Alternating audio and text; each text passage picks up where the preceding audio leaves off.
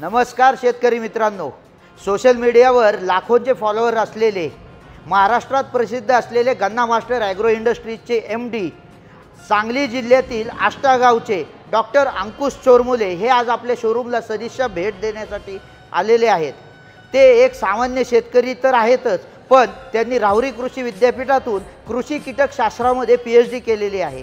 त्यांनी नुसतं ज्ञान आत्मसात नाही केलं, तर ऊसाच्या उत्पन्नामध्ये वेगळी क्रांती घडवत विक्रमी एकरी 150 टन इतकं उत्पन्न घेण्याचा फॉर्म्युला स्वतः तयार केला आहे आणि तो देऊन लाखो शेतकऱ्यांचा फायदा देखील केलेला आहे। त्यांचे अनेक कृषी विद्यापीठात तसेच साखर कारखान्यांमध्ये लेक्चर सुद्धा होतात, तर साधूयात त्यांच्याशी संवाद।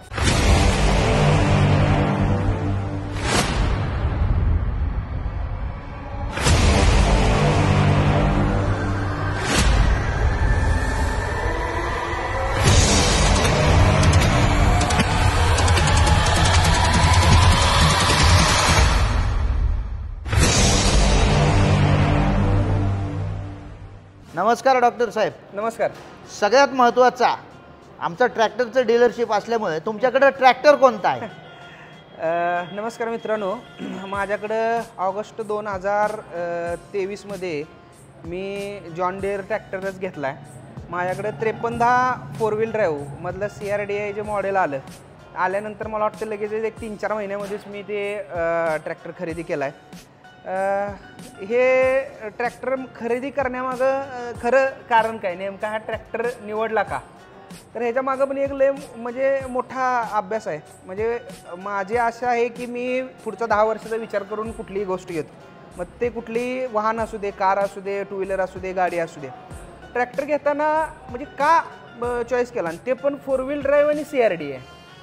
आमच्या डोक्यामध्ये असं होतं, माझा व्यवसाय शेती तर आहेच, पण शेती सोडून माझा व्यवसाय आमचा नर्सरीचा आहे, आणि नर्सरीचा व्यवसाय असल्या कारणानं आम्हाला मे महिन्यापासून मार्च महिन्यापर्यंत ऊसाची वाहतूक करावी लागते। मग या ऊसाच्या वाहतुकीसाठी आमचा ऊसाचा कालावधी आहे बरोबर पावसाळ्यातला। बरोबर ह्या कालावधीमध्ये जर तुमच्याकडे 2 व्हील ड्राईव्ह ट्रॅक्टर असेल तर ते ऊस शेतातनं बाहेर काढणं पॉसिबल नाही, आणि आम्ही खूप आदबलो। ह्याच्या मागं माझ्याकडे 5500 होता, अतिशय त्रास व्हायचा। दर 2 दिवसानं दुसरा ट्रॅक्टर आणा, ओढून बाहेर काढा, टोचन लावा, मग हा सगळा विचार करून आणि शेतीच्या कामासाठी म्हणून मग मी 5310 4 व्हील ड्राईव्हची निवड केली। 4 व्हील ड्राईव्हची निवड करणे ही फक्त ट्रॅक्शनसाठी, कारण शेतातनं बाहेर जर वाहन काढायचं असेल तर आता आम्हाला दुसरा ट्रॅक्टर लावावा लागत नाही।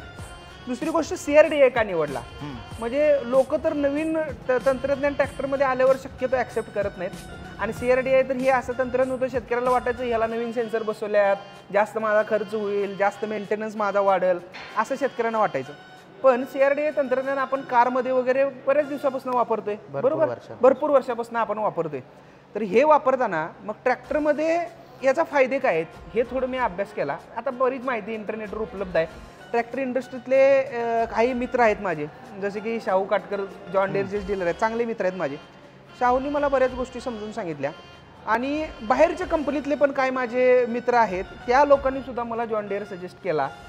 कारण माझं रिलेशन एवढं सगळ्या लोकांसोबत चांगलं आहे, सर तुम्ही घ्यायला आहे तर अशी वस्तू घ्या, म्हणजे मी जसं म्हटलं तसं पुढच्या 10 वर्षाचा विचार करून, म्हणून जॉन डियर CRDIची निवड केली। CRDI म्हणजे शेतकऱ्याला वाटते जास्त सेन्सर आहे, जास्त गोष्टी आहेत। मित्रांनो, एक गोष्ट लक्षात घ्या, सगळ्यात महत्त्वाचा कळीचा मुद्दा शेतकऱ्याचा कसलाही ट्रॅक्टर घेतला तरी पहिला मुद्दा येतो डिझेल, बरोबर, आणि तुमच्या ट्रॅक्टरला डिझेल किती लागतं, तुमच्या ट्रॅक्टरला ॲव्हरेज किती पडणार आहे, आणि हे जर CRDI तुम्ही वापरत असाल तर John Deere CRDI tractor diesel efficient आहे, आणि हे तंत्रज्ञान पण डिझेल इफिशियंट आहे। दुनिया ह्याच्यात रोटरी पंप, बॉश पंप असायचे, पण आता CRDI आल्यामुळं अतिशय डिझेल कमी प्रमाणात लागतं। आमच्याकडं जर जमिनी बघितल्या तर ऊसाचं क्षेत्र जास्त आहे, बाकी कुठलं पीक आमच्याकडं नाही, आणि दुसरी गोष्ट काळ्या खोल जमिनी आमच्याकडे जास्त आहेत, किंवा अशा सुद्धा जमिनीमध्ये माझी जमीन आता 20-20, 22-22 फूट खोल जमीन आहे, अशा काळ्या चोपन जमिनीमध्ये सुद्धा जवळपास 10-11 लिटर डिझेलमध्ये सुद्धा आमचा ट्रॅक्टर चांगल्या पद्धतीने जमिनीची नांगरट करतो। आणि बऱ्याच लोकांचे, म्हणजे मी JD लिंक अजून बसवलं नाही, पण काही JD लिंक बसवलेले माझे 5405 वगैरे बसवलेले 50-75 वाले मित्र आहेत, त्यांचा मी बराच डाटा बघितला, तर तिथं सुद्धा तुमच्या आपल्या ट्रॅक्टरला अतिशय कमी प्रमाणात डिझेल लागते। म्हणजे ह्या सगळ्या गोष्टींचा विचार करून जॉन डियर 5310 मॉडेल आम्ही निवडलं, कारण शेतीच्या कामालाही चालेल आणि अधिक जास्त मोठा ट्रॅक्टर घेतला असता तर तो परत ऊस वाहतुकीच्या वेळेला परत मला अडचण झाली असती. म्हणून हे जे चांगलं चालणारं क्रीम मॉडेल आहे जॉन डियरचं, तर ते आम्ही शक्यतो 5310 निवडलं. डॉक्टर साहेब, एकतर 4 व्हील ड्राईव्ह, त्यात CRD आहे, लोकांना सगळ्यात जास्त भीती वाटते. मग हा निर्णय घेताना तुम्हाला थोडंसुद्धा धस्स नाही झालं? नाही झालं, कारण का एकतर ट्रॅक्टर घेताना मी बराच अभ्यास केलेला आहे. त्यात मॉडेल ज्या वेळेला निवडलं, जॉन डियर ही एक जागतिक दर्जाची कंपनी आहे. भारतात तर ट्रॅक्टर विकतातच, पण परदेशात सुद्धा जॉन डियरचे बरेच मोठे मोठे ट्रॅक्टर जातात. आपण यूट्यूबला सुद्धा मोठे मोठे केविनचे ट्रॅक्टरचे व्हिडिओ बघतो. त्यामुळं ह्या कंपनीवर एक थोडा विश्वास होता. आणि दुसरी गोष्ट, अभ्यास पण मी म्हणजे तेवढाच केला. काही लोक जे वापरत होते त्यांचा एक म्हणजे थोडं हे घेतलं, सजेशन घेतलं की हे कसं चालतंय, कसा फरक आहे. आणि ट्रॅक्टर इंडस्ट्रीमध्ये काही मित्र आहेत, त्यांनी पण मला चांगलं सजेस्ट केलं. हे जे CRDI आहे किंवा 4 व्हील ड्राईव्ह आहे, हे CRDI तर आता इमिशन नॉर्म्सनुसार आता 50 HP पुढच्या ट्रॅक्टरनं कंपल्सरीच आहे. पण 4 व्हीलचा निर्णय कशासाठी घेतला? 4 व्हीलचा निर्णय एकतर ट्रॅक्शन मला चांगलं ऊस वाहतुकीसाठी पाहिजे पावसाच्या काळात म्हणून, त्यामुळं जास्त काही भीती वाटली नाही. आणि आता घेऊन मी 1.5 वर्ष झालं, त्याला ऑइल बदलीशिवाय दुसरं काही केलेलं नाही. म्हणजे इव्हन त्याला आता लॅपटॉप बी एकदा बी जोडला नाही अजूनपर्यंत. त्यामुळं ते डिसिजन म्हणजे जसा जॉन डियरचं हे आहे की जिंदगी का बेस्ट डिसिजन, तसं ते जिंदगी का बेस्ट डिसिजन होतं. आता महत्त्वाचा तुमच्या बिझनेस रिलेटेड प्रश्न विचारतो. म्हणजे तुमच्या कंपनीच्या नावाप्रमाणे तुम्हालाच आता लोक गन्ना मास्टर म्हणून ओळखायला लागले. बरोबर. आणि पूर्ण महाराष्ट्रभर तुमची कीर्ती किंवा ख्याती तशी पसरलेली आहे. तर सोशल मीडियाचा वापर का केला हे आम्हाला जाणून घ्यायचं आहे. खरं महत्त्वाचं कारण, मी ज्या वेळेला PhDला राहुरीला ॲडमिशन घेतलं त्यावेळेला मला वाटतं 2012 हे साल होतं. आणि त्यावेळेला व्हॉट्सअप हे नवीनच आलेलं. आणि व्हॉट्सअप नवीन आलं, तर त्यामुळे लोकांच्यामध्ये एक उत्सुकता होती वापरायच्या बाबतीत. आता आपण बोर झालोय व्हॉट्सअपला, पण त्यावेळेला उत्सुकता होती. आपल्या फॅमिलीचा वेगळा ग्रुप असायचा, आपल्या मित्रमंडळींचा ग्रुप असायचा, चर्चा व्हायची. अशा वेळेला शेतकऱ्यांचा ग्रुप असावा म्हणून आम्ही एक शेतकऱ्यांचा ग्रुप तयार केला, छोटा, आपल्या गावातले मिळून एक होय मी शेतकरी असं नाव दिलं.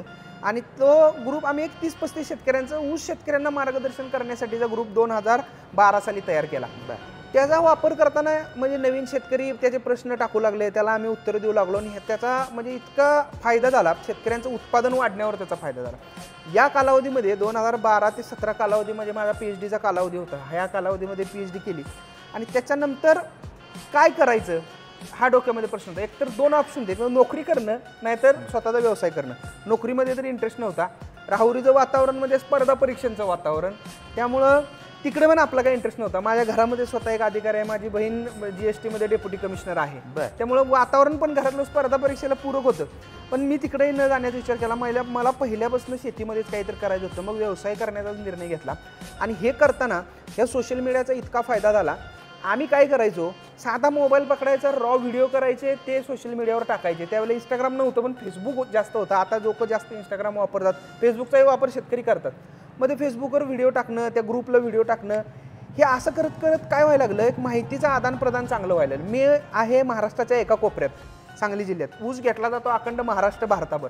मग प्रत्येक लोकांशी कनेक्शन करण्याचं हे सोशल मीडिया ही एकच साधन आहे. जसं आता तुमचा अनुराज ट्रॅक्टर्स म्हणजे मी पण व्हिडिओ बघायचो आणि पहिल्यांदाच तुमची माझी भेट झाली.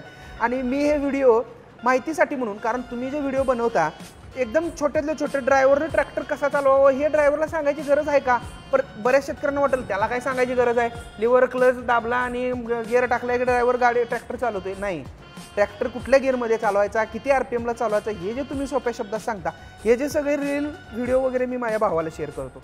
तसंच ह्या माहितीमुळे काय व्हायला लागलं, सोशल मीडियावर जसं जसं आम्ही आलो तसं तसं ओळख वाढत गेली. प्रत्येक भागातील शेतकरी कनेक्ट झाले. आणि आज तुम्हाला साहेब सांगतो, महाराष्ट्राचा नकाशा मायापुढे ठेवायचा आणि तुम्ही कुठेही बोट ठेवायचं आणि सांगायचं ह्या गावातला सर शेतकरी सांगा, त्या गावातला शेतकरी मी तुम्हाला सांगणार की हा माझ्याशी कनेक्ट आहे. नाव नंबर सहित डाटा आमच्याकडे सगळ्या शेतकऱ्यांचा आहे. त्यामुळे हा सोशल मीडियाची जादू आहे. तुम्ही घर बसल्या जर तुम्ही इन्फॉर्मेशन चांगली देता, आणि आमची भलेही मी जरी कंपनी चालवत असलो तरी मार्केटिंगच्या वेळेला आमचं मार्केटिंग जरूर असतं, मार्केटिंगचे व्हिडिओ असतात, पण माहितीच्या वेळेला कोर माहिती आणि सोल्युशन देणारेच व्हिडिओ आमचे असतात.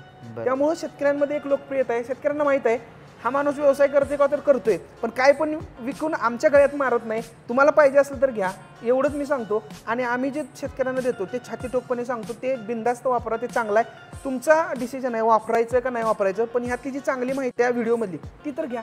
बरोबर आहे. आणि ह्याच धर्तीवर आम्ही सुद्धा अनुराज ट्रॅक्टरच्या पेजवर बरोबर जॉन डिअर घ्या किंवा मी सांगतो ते घ्या घ्या. कधीच म्हणत नाही. मी प्रत्येक ह्याच्यामध्ये लोकांना सांगतो की साहेब तुम्ही स्वतः चालून बघा, डेमो घ्या, ट्रायल घ्या आणि मग स्वतःचा निर्णय स्वतः घ्या. बरोबर, राईट. डॉक्टर साहेब अजून एक प्रश्न, म्हणजे आमचे जे काही ट्रॅक्टरचे वापरणारे किंवा ट्रॅक्टर ग्राहक आहेत, तसं जेवढे काही ऊस उत्पादक आहेत महाराष्ट्रभरातले, आता आमचंही चॅनल बऱ्यापैकी सगळं महाराष्ट्र बघायला सुरू झालंय, तर त्या सगळ्या लोकांना तुम्ही काय सल्ला द्याल?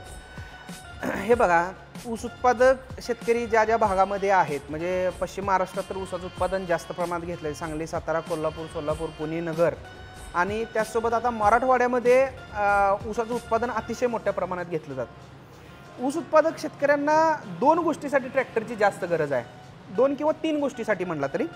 एक गोष्ट म्हणजे ऊसाची वाहतूक, आणि ऊसाची वाहतुकीचा धंदा करणारे एक वर्ग वेगळा आहे, ते तुम्हाला माहीत आहे. दुसरे म्हणजे शेताची मशागत, ऊस लावायच्या आधी, आणि ऊसामध्ये आंतर मशागत, अशा 3 गोष्टीसाठी सगळ्यात जास्त ट्रॅक्टरचा वापर ऊसामध्ये होतो. आता ज्या भागामध्ये पारंपरिक पद्धतीने ऊसाचं उत्पादन घेतलं जातं आणि खूप मोठा बेल्ट आहे, खूप वर्षापासून 40-50 वर्षापासून, अशा शेतात आता जमिनी पूर्ण घट्ट झालेत. बरोबर. ह्याच्यामध्ये घेताना शेतकऱ्यांनी ट्रॅक्टरची निवड करताना पहिला किती HP ट्रॅक्टर माझ्यासाठी योग्य आहे हे पहिला लक्षात घेतलं पाहिजे, पहिली गोष्ट. दुसरी गोष्ट, ट्रॅक्टर निवडताना तुम्ही ट्रॅक्टरची कुठली कंपनी निवडणार आहे, त्या ट्रॅक्टरचे तुमच्याकडे स्पेअर पार्ट किती उपलब्ध आहेत, त्याची सर्व्हिस कशी आहे, आणि त्याचा एक रिपोर्ट कार्ड कसं आहे त्या ट्रॅक्टरचं, हे महत्त्वाचं आहे. आता जॉन डिअरचा तुम्ही जर विचार केला तर जॉन डिअरचे म्हणजे घेतलेला ट्रॅक्टर घेतलेला प्रत्येक कस्टमर हा सॅटिस्फाईड आहेच, पहिली गोष्ट.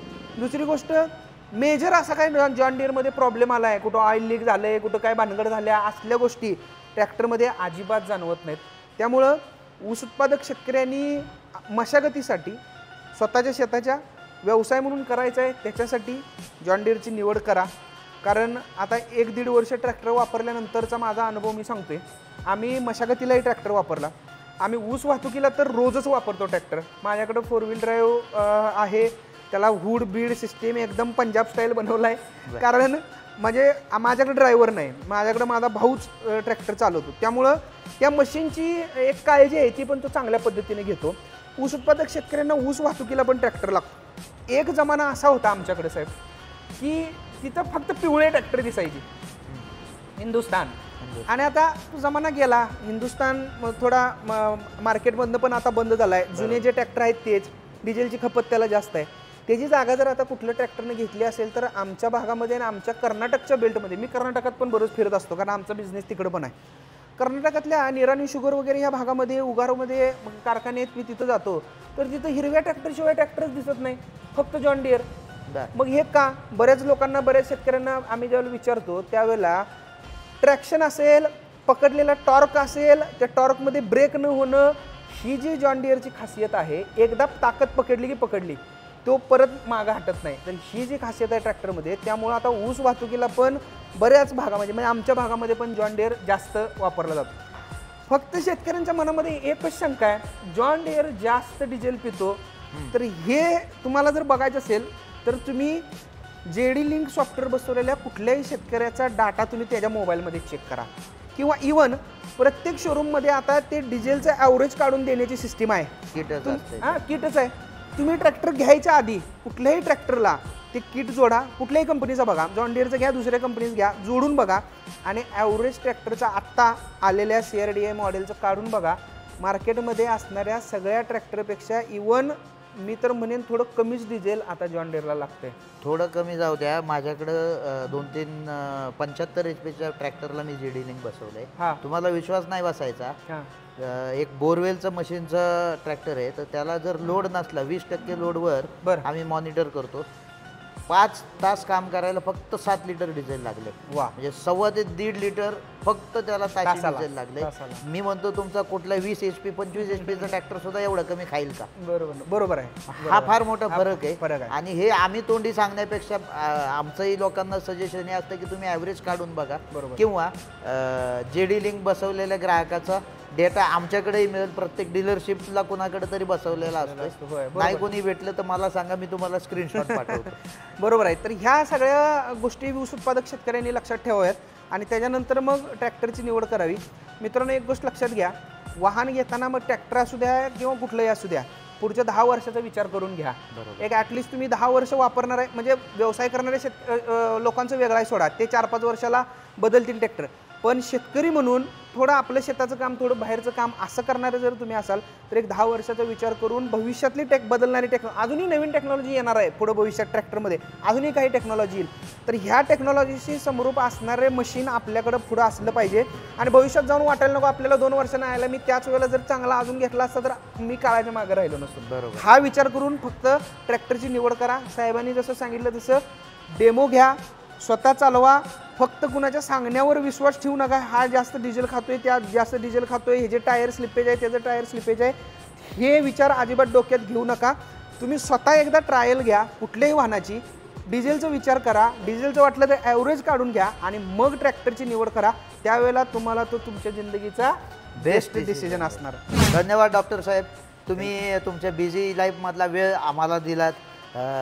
योगायोगाने म्हणा किंवा जाणून बुजून ही एक भेट घडली. आजपासून हे नवीन सदर आम्ही चालू करणार आहे, तर त्याच्यामध्ये आपण वेगवेगळ्या कंपन्यांचे किंवा शेतीतल्या चांगल्या चांगल्या पदावर काम करणाऱ्या किंवा अनुभव असलेल्या लोकांना आम्ही इथं गप्पा मारायला बोलावणार आहेत आणि त्यांच्याकडनं आपण मार्गदर्शन घेणार आहोत.